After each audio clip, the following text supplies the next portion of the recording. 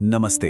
आज के इस एक्सप्लेनर में आपका बहुत बहुत स्वागत है। आप जानते हैं, रोजमर्रा की अलग अलग खबरों को पढ़ना अक्सर ऐसा लगता है जैसे हम किसी बहुत बड़े पजल के छोटे छोटे बिखरे हुए टुकड़े देख रहे हों। लेकिन क्या आपने कभी सोचा है कि अगर हम तथ्यों को सिर्फ रटने के बजाय उनके पीछे छिपी बड़ी कहानी को समझने की कोशिश करें तो क्या होगा? आज हम ठीक यही करने वाले हैं। जब हम इन सारे डॉट्स को एक साथ कनेक्ट करते हैं ना, तो राष्ट्रीय और वैश्विक स्तर पर चल रहे बड़े ट्रेंड्स की एक एकदम साफ तस्वीर हमारे सामने आ जाती है। अब जरा सोचिए, एक नए रॉकेट सिस्टम, कर्नाटक के एक डैम और एक बुकर पुरस्कार विजेता किताब के बीच आखिर क्या समानता हो सकती है? पहली नजर में तो आप कहेंगे, भाई इनका आपस में कोई लेना देना ही नहीं है ना? लेकिन सच तो ये है कि जब हम इन बिखरी हुई रोजमर्रा की खबरों को एक साथ रखते हैं तो हमें बड़े मैक्रो लेवल के बदलावों का एकदम सटीक पता चलता है। ये सब उसी एक बड़ी पजल के टुकड़े हैं। देखिए, जब हम रोजाना के ढेरों अपडेट्स देखते हैं, चाहे वो करंट अफेयर्स हों, रक्षा, पर्यावरण, कला या फिर विज्ञान की खबरें, तो ये जानकारी का एक बहुत बड़ा समंदर सा लगता है। बहुत ओवरवेलमिंग हो सकता है। हर दिन कुछ ना कुछ नया घटित हो ही रहा है।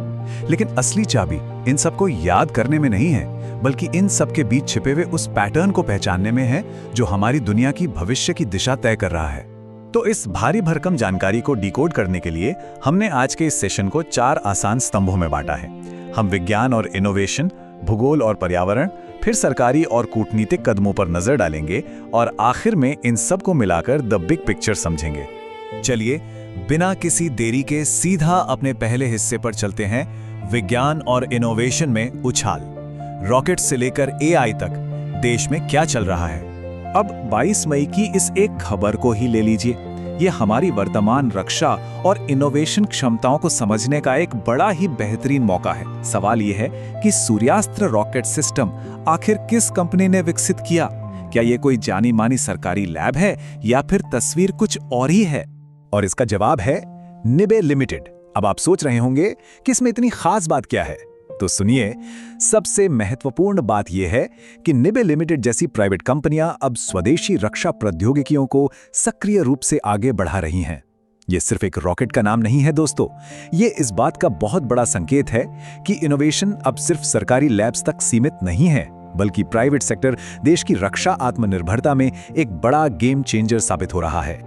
और अगर इनोवेशन की बात हो और हम आर्टिफिशियल इंटेलिजेंस का जिक्र ना करें तो बात अधूरी रह जाएगी। यहां देखिए, एआई को कितनी तेजी से अपनाया जा रहा है। एक तरफ हमारे रिजर्व बैंक ने अभय नाम का एक एआई हेल्प बॉट लॉन्च कर दिया है और दूसरी तरफ भारत मौसम विज्ञान विभाग ने एआई पर आधारित भारत की पहली ब्लॉक स्तरीय मॉनसून पूर्वानुमान प्रणाली शुरू कर दी है। मतलब सोचिए, राष्ट्रीय वित्त से लेकर पर्यावरण ट्रैकिंग और मौसम की सटीक भविष्यवाणी तक एआई अब हमारे बुनियादी ढांचे का एक बहुत ही अहम हिस्सा बन चुका है। चलिए, अब गियर बदलते हैं और अपने दूसरे विषय की तरफ आते हैं, भूगोल और पर्यावरण। देखते हैं कि दुनिया भर के लैंडमार्क्स हमें क्या कहानी बता रहे हैं। अगर हम हाल ही में चर्चा में रहे इन भौगोलिक स्थानों को एक साथ जोड़कर देखें तो एक बहुत ही दिलचस्प पैटर्न समझ आता है। चाहे वो महाराष्ट्र की अंबाझरी झील हो, कर्नाटक का तुंगभद्रा डैम या केरल का थोलपेट्टी अभयारण्य, हमारे देश के भीतर महत्वपूर्ण जल स्रोतों और जैव विविधता पर फोकस बहुत तेजी से बढ़ा है।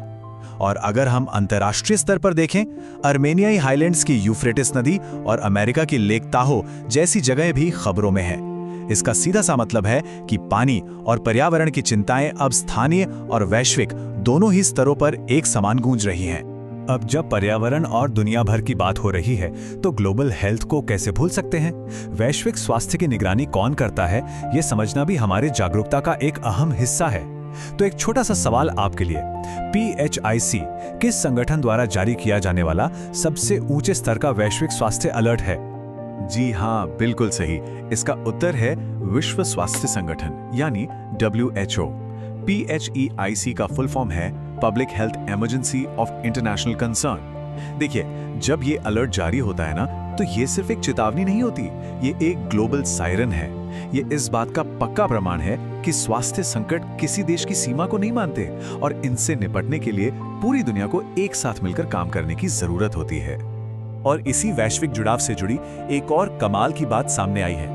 हाल ही में जैव विविधता दिवस यानी बायोडायवर्सिटी डे पर जो चर्चाएं हुई, उनमें सबसे ज्यादा जोर किस बात पर था पता है? स्थानीय संरक्षण पर। इसका सीधा सा अर्थ यह है कि हम भले ही बड़ी बड़ी ग्लोबल संधियां कर लें, लेकिन पर्यावरण और प्रजातियों को बचाने की असली लड़ाई ग्रासरूट लेवल पर यानी स्थानीय और सामुदायिक स्तर पर ही लड़ी और जीती जाएगी। आइए अब अपने तीसरे अहम पड़ाव की तरफ बढ़ते हैं, सरकार, कूटनीति और दुनिया भर की हलचल। मई 2026 का महीना कितना एक्शन पैक रहा है, जरा इस टाइमलाइन पर नजर डालिए। महीने की शुरुआत में नई दिल्ली में क्वाड देशों के विदेश मंत्रियों की एक बहुत ही महत्वपूर्ण बैठक हुई। फिर बीच मई में भारत और जर्मनी ने एक नया हायर एजुकेशन रोड मैप लागू कर दिया और मई खत्म होते होते ऑपरेशन रेसबिल के तहत कैप्टागॉन तस्करी के एक बड़े गिरोह का भंडाफोड़ किया गया। कैप्टागॉन एक ऐसा सिंथेटिक ड्रग है जिसकी तस्करी अवैध नेटवर्क्स के लिए बहुत बड़ा फंडिंग सोर्स होती है। तो आप देख रहे हैं, एक ही महीने के अंदर कूटनीति, शिक्षा और ग्लोबल सिक्योरिटी सब एक साथ तेज रफ्तार से आगे बढ़ रहे हैं। और कूटनीतिक मोर्चे पर हलचल यहीं नहीं रुक रही है। वेनेजुएला की अंतरिम राष्ट्रपति का आगामी भारत दौरा भी शेड्यूल किया गया है। अगर हम बिल्कुल ऑब्जेक्टिव तरीके से देखें तो ये एक और बड़ा डेटा पॉइंट है जो साफ तौर पर दिखाता है कि कैसे भारत का अंतर्राष्ट्रीय कूटनीतिक दायरा और ग्लोबल एंगेजमेंट लगातार बढ़ता ही जा रहा है। अच्छा, कूटनीति और पॉलिटिक्स से थोड़ा सा हटकर अब बात करते हैं कल्चर की, क्योंकि कला भी तो हमारे समाज का आईना होती है, राइट? क्या आप जानते हैं कि 2026 का अंतर्राष्ट्रीय बुकर पुरस्कार किस शानदार किताब ने जीता है? इस साल ये प्रतिष्ठित पुरस्कार मिला है ताइवान ट्रैवलॉग को। अब आप सोचेंगे कि करंट अफेयर्स के एक्सप्लेनर में किताब का जिक्र क्यों? वो इसलिए क्योंकि ताइवान ट्रैवलॉग जैसी महत्वपूर्ण सांस्कृतिक उपलब्धियों पर नजर रखने से हमें ये समझ आता है कि दुनिया की कहानी सिर्फ रक्षा या कूटनीति से नहीं बनती। कला और साहित्य के ये मील के पत्थर भी उस ग्लोबल नैरेटिव का एक बेहद जरूरी हिस्सा है। तो चलिए अब फाइनली आते हैं अपने आखिरी और सबसे दिलचस्प हिस्से पर, द बिग पिक्चर। इन सारी छोटी छोटी खबरों को जोड़कर हम क्या सीख सकते हैं?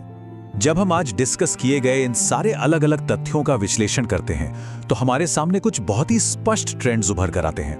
पहला, एआई अब महज कोई फैंसी शब्द नहीं है। ये हमारे फाइनेंस से लेकर मौसम विभाग तक के बुनियादी ढांचे को पूरी तरह से बदल रहा है। दूसरा, पर्यावरण बचाने के लिए पूरी दुनिया की नजरें स्थानीय संरक्षण पर टिकी हैं। और तीसरा, भारत बहुत ही आक्रामक तरीके से अपनी कूटनीतिक, शैक्षिक और रक्षा क्षमताओं का विस्तार कर रहा है। ये सब सिर्फ न्यूज हेडलाइंस नहीं है, ये वो ट्रेंड्स हैं जो हमारा भविष्य तय कर रहे हैं। और अंत में मैं आपको इस एक विचार के साथ छोड़ना चाहूंगा, समाज में मैक्रो लेवल के बदलावों को समझने के लिए हर एक दिन होने वाली सूक्ष्म घटनाओं पर पूरा ध्यान देने की आवश्यकता होती है। तो दोस्तों, आज की छोटी सी खबर ही कल का बड़ा ट्रेंड है। अब सबसे बड़ा और दिलचस्प सवाल ये है कि कल ऐसी कौन सी नई छोटी सी खबर सामने आएगी जो इन चल रहे ट्रेंड्स को एक बिल्कुल नया आकार दे देगी। सोचने वाली बात है ना? खैर, इसी तरह डॉट्स कनेक्ट करते रहिए। आज के एक्सप्लेनर में बस इतना ही।